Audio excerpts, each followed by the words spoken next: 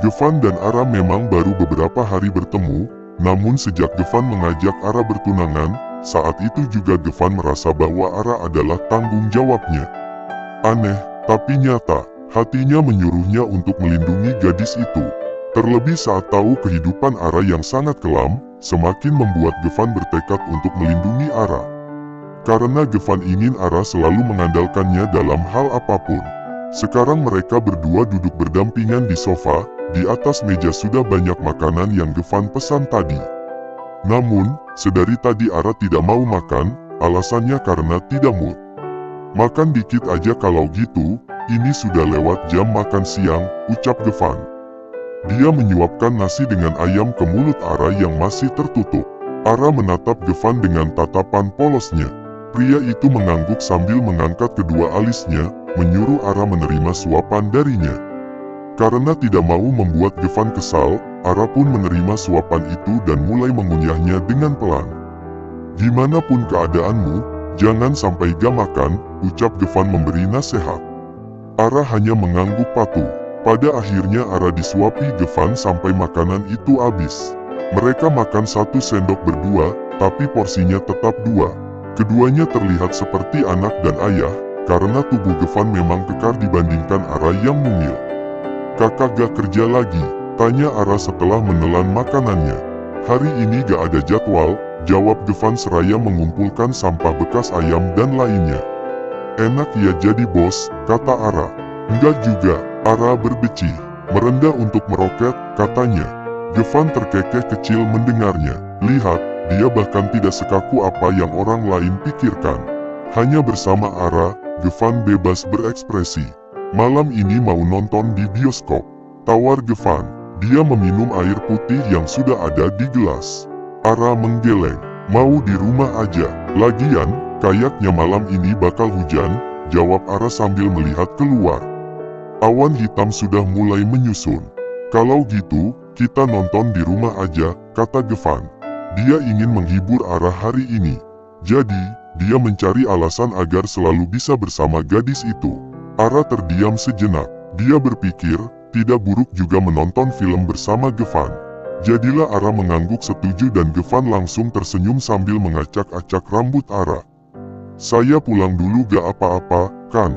Mau ganti baju soalnya, ucap Gevan. Iya, keluarganya masih ada, namun hidupnya tetap terasa hampa. Hatinya bahkan mati rasa. Ara tidak pernah menginginkan takdir seperti ini, namun, itu semua sudah rencana Tuhan, jadi Ara bisa apa selain menerima semuanya. Dia yakin jika di depan sana ada kebahagiaan yang sedang menunggunya dan Ara yakin dia akan bahagia suatu saat nanti, bahagia yang sesungguhnya. Itulah yang membuat Ara masih bertahan hidup sampai sekarang. Setidaknya dia bisa mendengar suara lembut ayah dan kedua kakaknya sebelum meninggalkan dunia ini. Ara juga berharap mendapat pelukan hangat dan kasih sayang dari mereka. Memangnya siapa yang tidak mengharap kasih sayang keluarga?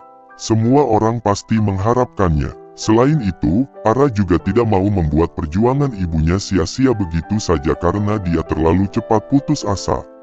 Ara ingin hidup lebih lama agar ibunya bahagia bisa melihatnya tumbuh dewasa. Kini Ara tengah termenung menatap hujan di luar sana. Gevan tidak jadi datang ke rumahnya karena ada urusan, entah urusan apa, Ara tidak tahu. Yang Ara lakukan saat ini hanyalah merenung sendirian. Lututnya dia tekuk, kedua tangannya dia lipat dan dia tumpu di atas lutut, lalu dagunya dia tumpukan di atas lipatan tangannya. Matanya menatap hujan melalui jendela kaca yang ada di kamarnya, sedangkan dirinya duduk di samping jendela kaca tersebut. Ara itu seperti hujan, tidak menyerah meskipun jatuh berkali-kali dan pasti akan kembali lagi.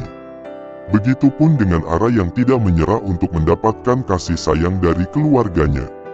Meskipun dia merasa sakit hati, tapi setelahnya Ara kembali berjuang, tanpa peduli rasa sakitnya. Bunda bisa lihat Ara, kan? Sekarang Ara sudah dewasa, Bun. Meskipun Ara gak pernah melihat wajah cantik Bunda, setidaknya Ara bisa merasakan kehadiran Bunda di hati Ara. Maaf karena selama ini Ara menjadi anak cengeng dan manja. Sering ngadu ini itu sama Bunda. Pasti Bunda capek ya dengar keluh kesah Ara. Maaf ya, Bun. Batin Ara sendu, matanya berkaca-kaca menatap hujan di luar sana. Hidupnya terlalu sepi sampai Ara tak tahu rasanya bahagia yang sesungguhnya itu seperti apa. Karena setiap manusia memiliki topeng, dan Ara sedang memakai topeng itu sekarang. Berpura-pura bahagia adalah jalan terbaik. Ara membaca pesan yang dari Gevan. Semalam dia ketiduran di dekat jendela sampai pagi menyambut. Dan pagi ini Ara baru membaca chat dari Gevan. Gadis itu tak membalasnya dan memilih mematikan ponselnya dan bersiap berangkat sekolah. Namun, saat keluar dari rumah, mobil Gevan sudah terparkir di halaman.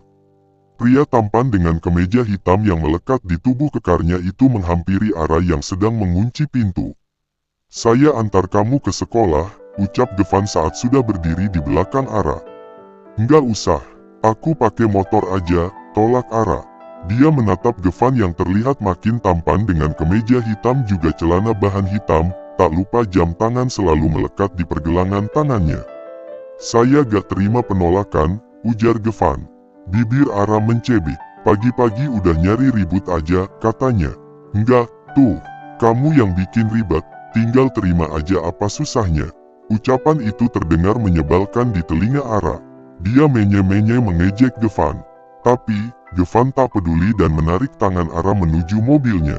Lantaran malas berdebat, Ara pun hanya menurut dan mengikuti langkah pria tampan itu. "Sudah sarapan?" tanya Gevan saat keduanya sudah berada di dalam mobil. Lagi-lagi Gevan memasangkan sabuk pengaman untuk Ara. "Sudah," jawab Ara berusaha santai meskipun dia deg-degan karena perlakuan Gevan. "Bagus, makan nasi, kan?" "Enggak, makan mie goreng," jawab Ara membuat Gevan menatapnya dengan datar. "Aku malas masak nasi tadi, kelamaan," lanjut Ara. Dia menyengir sambil menatap Gevan yang sudah siap mengeluarkan tanduknya. "Berarti belum sarapan, kita cari makan dulu," ucap Gevan tak terbantahkan. "Nggak usah, Kak, aku bisa telat nanti, udah hampir jam 7, nih." Bibir Ara cemberut. "Kalau gitu nanti saya kirim nasi buat kamu," ucap Gevan. "Iya, deh," sahut Ara. Tak lama kemudian mereka sudah sampai di depan sekolah Ara. Sebelum gadis itu keluar, dia menyodorkan tangannya pada Gevan. "Apa?" tanya Gevan kebingungan. "Salim, lah." Gevan mengerutkan keningnya. Ara pun langsung menyambar tangan kekar itu dan mengecupnya. "Semangat kerjanya," ucap Ara sambil tersenyum manis. Senyum itu membuat jantung Gevan berdebar. Apalagi saat bibir pink yang lembut itu menyentuh punggung tangannya. Tunggu," cegah Gevan saat Ara hendak membuka pintu mobil. Kedua alis Ara terangkat. "Kenapa?" tanyanya. Bukannya menjawab, Gevan malah mengeluarkan dompetnya dan mengambil 3 lembar uang berwarna merah dari sana. "Untuk jajan hari ini, cukup, kan?" tanya Gevan. Ara melongo, dia belum menerima sodoran uang itu, 300.000 lebih dari cukup malah. Ara tak menyangka Gevan akan memberi uang jajan untuknya. Sungguh, mereka terlihat seperti anak dan ayah. "Cepat ambil, atau kamu mau saya yang memasukkannya ke kantong seragam kamu?" tanya Gevan membuyarkan lamunan Ara. "Dasar mesum." Ara menyambar uang itu dan langsung memasukkan ke dalam kantong bajunya. "Makasih," ketus Ara dan langsung keluar. Gevan terkekeh kecil melihat reaksi gadisnya. "Momi tetap gak setuju kamu tunangan sama gadis itu, Gevan," seru Mom Bella. "Momi lupa sama ucapan Momi kemarin." Gevan menatap sang Momi dengan tatapan tak percaya. "Terserah. Pokoknya Momi gak mau punya calon mantu seperti gadis itu. Dia masih kecil dan gak cocok sama kamu. Cari wanita yang seumuran kamu, Gevan, atau enggak yang beda 1 tahun gitu," ucap Momi masih bersikukuh. "Udahlah, Mom, biarkan Gevan memilih pasangan hidupnya sendiri," sahut Datfilton pula. Saat ini mereka berada di ruang keluarga. Setelah Gevan mengantarkan Ara ke sekolah, dia langsung putar balik ke rumahnya. Gevan ingin menyelesaikan masalahnya dengan Mom Bella, agar tidak semakin runyam. Lama-lama dia kesal juga dengan mominya itu. "Gak bisa, Dad, Momi seperti ini juga demi kebaikan anak kita," balas Mom Bella. Datfilton menghela nafas. Sifat keras kepala istrinya itu memang sulit dihilangkan. "Kesepakatan tetaplah kesepakatan. Momi gak bisa larang-larang aku. Atau aku bakal bicara sama kakek, ucap Gevan datar. Dia pun pergi dari sana, tak menghiraukan teriakan mominya yang memintanya untuk kembali. Lihat, anakmu makin keras kepala, ucap Mom Bella pada suaminya, dan Dad Filton hanya menghela nafas. Gevan mengeraskan rahangnya, tangannya mencengkram erat setir mobil. Dia juga mengendarai mobilnya dengan ugal-ugalan, seolah tak peduli dengan keselamatannya. Yang Gevan inginkan hanyalah ketenangan. Dia frustasi selalu menuruti permintaan mominya, jika tidak dituruti maka momi terus memaksa seperti tadi. Bahkan Gevan sampai membawa-bawa kakeknya agar momi tidak lagi keras kepala. Kakek Gevan memiliki tahta tertinggi di dalam keluarga. Tidak ada yang ingin berurusan dengan kakek, karena kakek adalah mantan mafia yang kejam. Meskipun tidak akan melukai, tapi aura kakek tidak main-main. Dan tujuan Gevan kali ini adalah rumah kakek.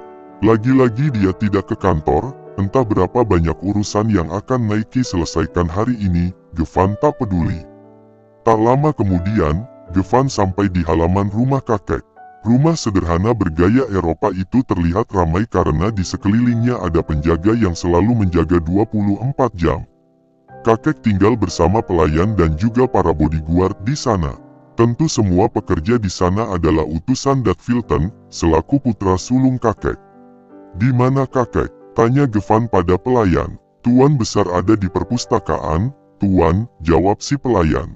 Tanpa membalas, Gevan pun melangkahkan kakinya menuju perpustakaan mini di dalam rumah itu. Gevan langsung masuk begitu saja hingga membuat kakek menoleh kala menyadari ada seseorang. "Ada apa datang ke sini?" "Tumben," sindir kakek. Dia paham betul watak cucunya yang satu ini, jika ada sesuatu, pasti Gevan akan mendatanginya. "Kakek lagi apa?" Bukannya menjawab, Gevan malah bertanya balik. Dia duduk di samping kakeknya yang sibuk menulis sesuatu. "Menurut kamu?" Gevan terdiam. Dia memperhatikan tangan keriput sang kakek yang begitu cepat menulis kalimat di atas buku kosong. Selain suka membaca, kakek juga suka menulis diari yang berisi kegiatannya sehari-hari dan juga isi hatinya. "Aku ingin bicara," kata Gevan memecah keheningan. "Bicaralah," sahut kakek. Pria itu menutup buku tebalnya dan meminta pelayan untuk membuatkan minuman untuk mereka. "Tentang apa?" tanya kakek. "Perjodohan," jawab Gevan. Kakek tersenyum tipis. "Sudah ia duga, kamu ingin kakek menghentikan momimu?" tanya kakek. "Iya, aku tahu momi juga sudah membicarakan tentang perjodohanku sama kakek. Tapi, aku udah dapat calon istriku, kek, jadi hentikan momi secepatnya." "Kamu udah dapat calon istri? Kenapa gak bilang sama kakek?" tanya kakek, tak percaya jika cucunya sudah memiliki calon istri. "Baru beberapa hari," jawab Gevan sambil menghela nafas. "Intinya aku minta tolong hentikan momi dan juga rencana perjodohan itu," lanjut Gevan. "Oke, akan kakek hentikan. Tapi, kenalkan gadis itu pada kakek. Bawa dia ke sini," ucap kakek pada akhirnya. Gevan mengangguk setuju. Itu bukanlah syarat yang sulit baginya. Di sisi lain, bukannya masuk ke kelas, Ara malah putar balik keluar gerbang sekolah yang hampir ditutup. "Mau kemana, Dek?" tanya satpam sekolah. "Saya gak enak badan, Pak. Gak jadi sekolah. Tadi udah izin kok sama guru," jawab Ara penuh kebohongan. "Ya, hari ini dia akan bolos." Pas satpam pun menganggukkan kepalanya paham, dia membiarkan Ara yang melangkah menjauhi area sekolah. Entah kemana perginya dia nanti. Yang penting tidak sekolah karena Ara lelah pikiran. Sesulit itu memang untuk tidak sedih berlarut-larut. Ara menyetop taksi dan segera masuk ke dalam mobil taksi tersebut. "Ke mall?" "Ya, Pak," ucap Ara dan dituruti oleh di supir. Dia akan belanja dan menghabiskan uang yang tadi Gevan beri. Beberapa menit kemudian, Ara sudah sampai di mall. Dia mulai memilih-milih barang. Bukan barang mahal atau baju yang Ara beli, melainkan perintilan. Dari ikat rambut, jepit rambut, gelang, kalung, bando, dan lainnya. Apapun yang menurutnya lucu, akan ia ambil. "Lucu banget," gumamnya sambil melihat boneka yang berjajar di rak. Dia mengambil boneka kecil berwarna pink, lalu dia masukkan ke dalam keranjangnya. Begitu saja terus, sampai Ara puas. Tanpa Ara sadari, ada sepasang mata yang melihatnya di sana. Gevan, pria itu berniat membelikan sesuatu untuk Ara, namun, dia malah melihat gadis itu di dalam mall, tapi hanya sekilas karena siluet seperti Ara tadi berjalan ke rak-rak tinggi hingga membuat Gevan kehilangan jejak. Gevan melihat jam tangannya, ternyata masih jam 9 pagi. Masih jam segini, itu gak mungkin Ara, kan? Gumamnya sambil melihat ke dalam toko tadi. Gevan pun kembali melanjutkan langkahnya menuju toko perhiasan. Ya, Gevan ingin membelikan perhiasan untuk Ara. Dia memang berniat memberi hadiah untuk Ara, supaya gadis itu senang. Tolong carikan liontin yang simple, tapi elegan, ucap Gevan pada staf di sana. Dengan cekatan, mereka mengeluarkan apa yang Gevan pinta. Semua liontin yang dikeluarkan sangat cantik, simple namun tetap elegan dan ada kesan mewahnya. Gevan mulai memilih liontin-liontin itu dengan seksama. Saya ambil ini dan ini. Gevan menunjuk dua liontin yang menurutnya cocok untuk Ara. Baik, Tuan. Gevan mengeluarkan salah satu kartu ATM-nya dan menyerahkan pada staf tersebut untuk membayar liontin yang dia beli. Setelah semuanya selesai, Gevan pun segera pergi dari sana. Namun, sebelum itu dia mengirim pesan pada Ara, menanyakan keberadaan gadis itu. Saking asiknya, Ara sampai mengabaikan ponselnya yang berbunyi. Hingga akhirnya, suara dering ponselnya membuat gadis itu terpaksa melihat siapa si penelpon. Matanya terbelalak melihat nama Gevan terpampang jelas di layar ponselnya. Tak lama kemudian, notifikasi pesan pun bermunculan dari pria tampan tersebut. Mampus, gumam Ara.